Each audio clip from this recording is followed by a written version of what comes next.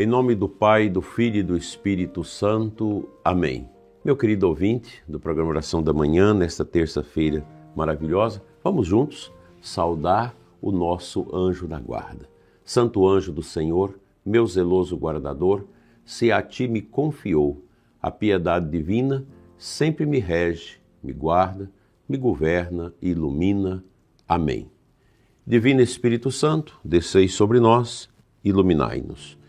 Meus irmãos e minhas irmãs, dileto ouvinte, continuemos nossa caminhada rumo a Pentecostes, meditando os 7 dons do Espírito Santo. Hoje nos debruçamos sobre o dom do entendimento, uma graça que nos permite penetrar mais profundamente nos mistérios do Deus único e verdadeiro. No Evangelho de hoje, Jesus eleva ao Pai uma oração tocante. Pai, chegou a hora, glorifica o teu Filho, para que o teu Filho te glorifique. João 17:1. Esta é a chamada oração sacerdotal. Eu te convido, na sua oração pessoal de hoje, meditar o capítulo 17 de João, que a gente chama de oração sacerdotal, que é uma coisa maravilhosa, onde Jesus, prestes a enfrentar a sua paixão, intercede por seus discípulos e por todos os que crerão nele. Ele revela sua íntima comunhão com o Pai e expressa o desejo de que todos sejam um, assim como ele e o Pai são um. Nessa semana a gente reza para que um dia a igreja seja um único corpo e não essa divisão que existe hoje de seitas e grupos cristãos, que é uma vergonha. O dom do entendimento nos capacita a ir além das palavras e a captar o sentido profundo das Escrituras e dos acontecimentos da vida. Esse dom nos faz compreender, não apenas com a razão, mas com o coração iluminado pela fé, os desígnios de Deus acerca da nossa vida. É precisamente o que o Espírito Santo faz. Ele abre a nossa mente para entender melhor as coisas de Deus, as coisas humanas, as situações de todas as coisas. Esse dom nos permite perceber que mesmo nas adversidades, Deus está presente. Deus nunca está ausente. E Ele vai nos conduzindo para o bem daquele que nos ama. O Espírito Santo nos conduz ao Pai, no Filho. Como é bonito esse movimento da Trindade em nós. Ele nos ajuda a reconhecer a mão de Deus na história e a confiar em sua providência. É gostoso quando a gente lê a Sagrada Escritura e vamos percebendo como que Deus foi agindo, como que Deus foi trabalhando ao longo dos séculos a condução do coração do seu povo, as escolhas, tudo em vista do Messias. O Antigo Testamento é lindo, pois a gente vê como Deus foi agindo, desde a criação, o dilúvio, a Torre de Babel, o chamado de Abraão, os patriarcas, os profetas, Moisés, toda essa grande revelação de Deus no Antigo Testamento que mostra realmente como a mão do Altíssimo vai conduzindo as coisas neste mundo. Para isso a gente precisa ter esse dom do entendimento, para a gente compreender isso, para a gente entender como que o nosso Deus age, como a bondade dele realmente toca nossos corações de maneira profunda e inequívoca. Como Deus agiu no povo de Israel, nos profetas, como ele foi agindo, mostrando o seu amor de maneira assim tão simples, tão bem calculada, porque Deus, ele não derrama tudo de uma vez. Por isso a teologia chama de economia salvífica.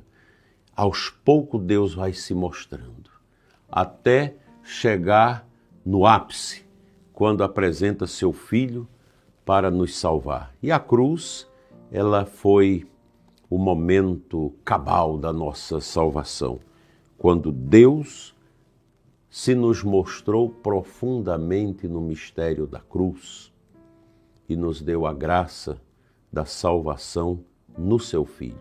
Pelo derramamento do sangue, ele foi nos curando, nos libertando, nos restaurando de tudo neste mundo. Como isso é belo, como isso é grandioso para a nossa compreensão católica. E Santo Agostinho nos lembra: a fé busca o entendimento. Eu só posso receber esse carisma se realmente o meu coração está, de certa forma, construído numa plataforma de fé. A fé busca o entendimento. E o entendimento é a recompensa da fé, de Santo Agostinho. É um carisma do Espírito.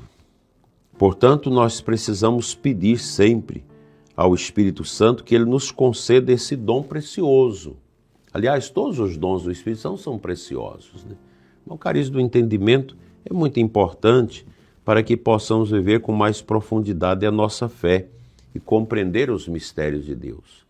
A gente não precisa ter essa loucura de querer compreender tudo de Deus. Chega um momento que a gente vai perguntando, te vai interrogando, mas chega um momento que eu preciso calar. Eu preciso silenciar diante do mistério. Santo Tomás diz que nós precisamos ter atitude apofática e catafática. A atitude apofática é quando o mistério é tão grande, é maior do que eu. Que ingenuidade a gente querer entender as coisas de Deus se nós somos limitados. Então, é esse momento apofático. Eu calo, eu me silencio diante do mistério de Deus e simplesmente adoro. Meu diretor espiritual no seminário, quando a gente entrava nessas grandes questiúnculas, nessas grandes meditações profundas que queimavam o nosso cérebro, e a gente entrava em confusão, ele dizia: quando chegar a esse nível, vai rezar o terço, vai rezar a oração simples, porque é preciso calar diante do mistério. Não adianta que a gente não vai compreender tudo. E depois a dimensão catafática é que diante do mistério eu devo falar do mistério, é a evangelização. Eu calo para que eu possa entender, com humildade, com simplicidade, que a grandeza de Deus é maior do que eu. E eu falo disso, Deus transformou minha vida. Quando eu aceitei Jesus, quando eu acolhi os carismas do Espírito Santo, tudo se transformou, tudo se renovou. A gente passa a entender. Por isso que os cristãos são tidos como pessoas esquisitas. Os cristãos verdadeiros, não os falsos cristãos, os falsos católicos. Tem um falso católico que vem à igreja, mas fora da igreja faz tudo errado. É uma tristeza. É uma tristeza mesmo. E às vezes até nas nossas comunidades a gente fala da fé, mas faz tudo errado. Essa cachaçada nas festas de igreja, que os bispos já falou, está lá no número, não sei se é 286 do documento 100 da CNBB, que fala que é preciso superar isso. Por que não supera essa questão de venda de bebida alcoólica nas nossas festas? Porque falta o entendimento, falta os carismas do Espírito Santo. Aqui na diocese ainda tem algumas coisas que não me agradam, por exemplo, os bingãos. Já está superando, alguns padres já estão entendendo, eu estou só rezando, esperando que a graça de Deus vá eliminando essas coisas. Nós não precisamos disso. Se for preciso que a gente fique rezando dentro de um rancho de palha, é melhor fazer assim do que querer construir uma igreja com dinheiro de jogatina, de bebedeira e de danças. Isso não é sagrado, isso não é abençoado, isso é falta de entendimento. A gente precisa entender que o cristianismo é uma radicalidade, a radicalidade que vem da cruz. E é uma radicalidade libertária. liberta o nosso coração, desaprisiona o nosso coração das coisas do mundo. Não dá para você ser um católico, mas está aí no adultério, está na prostituição, está na agiotagem, é católico, mas quer ser maçom e tudo isso, é católico, mas também está no espiritismo. Mas que entendimento que você tem? O Espírito Santo não está agindo na sua vida. Nós precisamos entender isso.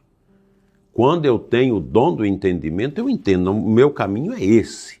E aqui eu vou com sabedoria. Depois os outros carismas que a gente vai falar durante a semana.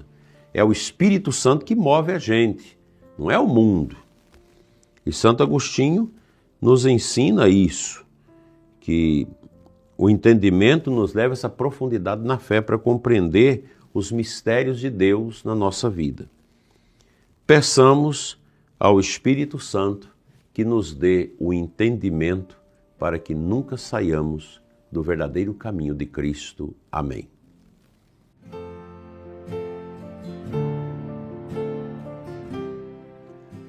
A aclamação ao Evangelho de hoje, a Igreja nos propõe o versículo 16 do capítulo 14 de João.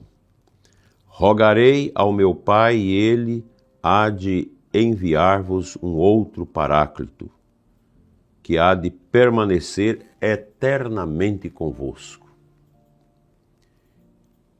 Nosso Senhor não nos deixou órfãos. Ao subir ao Pai, Ele cumpre a promessa que o Pai já tinha feito também no Antigo Testamento. Se a gente lê o profeta Joel, Deus já comunica que haveria de enviar o Espírito Santo. Nosso Senhor confirma isso, essa promessa, e ela se cumpre no Pentecostes, que nós vamos celebrar liturgicamente domingo. Então, as belezas de Deus, elas são maravilhosas, elas são extraordinárias. Então, nosso Senhor promete para nós enviar-nos um outro Paráclito, a terceira pessoa da Santíssima Trindade, que vem do coração do Pai e do coração do Filho, para nos encher de entendimento, para nos dar o conhecimento, para continuarmos eternamente com Cristo, permanecermos com Ele. Por isso eu digo que ser cristão é se tornar esquisito para esse mundo. A gente escuta os testemunhos de homens e mulheres que vivem a fé em profundidade, que estão aí dentro dos ministérios da República, que estão na política, que estão no judiciário passando por tantos desafios, tanta crítica, tanta coisa, né? A gente tem muitos desembargadores, desembargadoras, juízes, promotores, e advogados católicos, conscientes, firmes, que estão aí defendendo a liberdade, fazendo de tudo para que o nosso país não caia num regime que já está sendo imposto de exceção. A gente precisa do Espírito Santo. O Paráclito é que dá esse norte. É ele que impulsiona os cristãos dentro do mundo, nesta ação católica, através dos fiéis leigos, dentro dos vários organismos do nosso Estado, bem como no mundo empresarial, no mundo da educação, do serviço público, etc. Que o Espírito Santo nos conduza para a santidade e para a transformação desse mundo esquisito no mundo de santidade.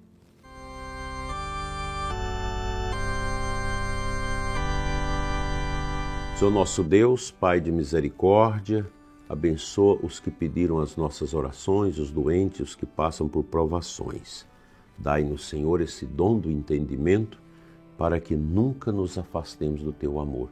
Fica, Senhor, conosco, encha-nos com Teu Santo Espírito e nos dê a santa paz. Cura-nos das enfermidades, da tristeza, da ignorância e da falta de testemunho. E ensina-nos, Senhor, a viver o entendimento hoje e sempre. Amém. O Senhor esteja convosco, Ele está no meio de nós. Pela intercessão de Nossa Senhora dos Anjos e do nosso anjo da guarda. Sejam todos abençoados em nome do Pai, do Filho e do Espírito Santo. Amém. Tenham todos a doce paz que vem do céu. Amém. Um bom dia.